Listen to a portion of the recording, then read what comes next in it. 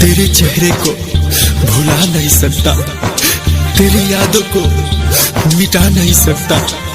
चाहे तुम मुझे छोड़ के चली जा, चाहे तुम मुझे छोड़ के चली जा, मगर तेरे सिवा इस दिल में किसी और को बसा नहीं सकता, बसा नहीं सकता।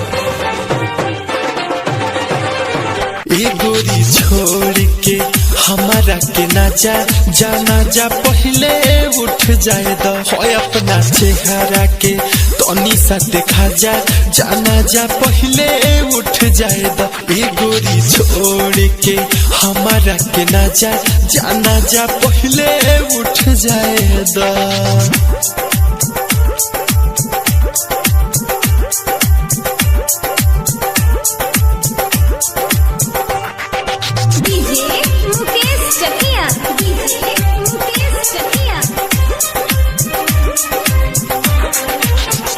नाम दोसरा के मेहंदी रचाइबू, काल डोली चढ़ी पिया संगे जाइबू।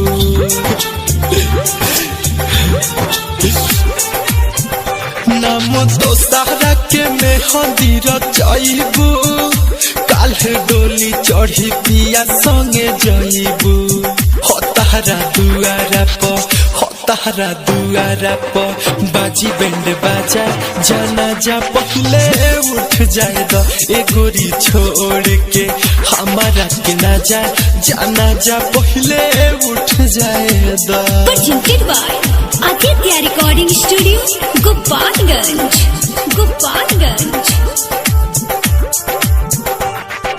DJ Mukesh Chakia, DJ Mukesh Chakia।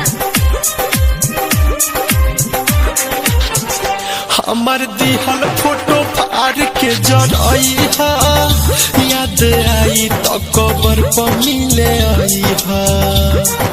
ई बेवफा सुना, हमार दिहल फोटो फाड़ के जरई हा, याद आई तो कबर पर मिले आई हा।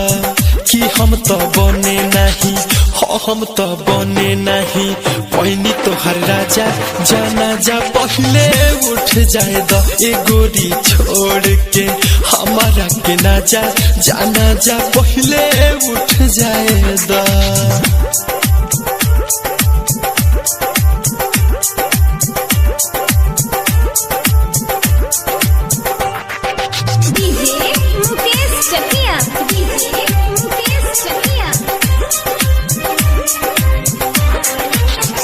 हम तो बुझनी तोहार मजबूरी, काहे दीपक से बनावतारू दूरी। ए जा सुना, हम तो बुझनी तोहार मजबूरी, काहे रंजन से बनावतारू दूरी। हो राइटर मनोज संगे, हो राइटर मनोज संगे लेबू खूबे मजा, जाना जा पहले उठ जाए दो। ए गोरी छोड़ के हमारा के ना जा, जाना जा पहले उठ जाए दो।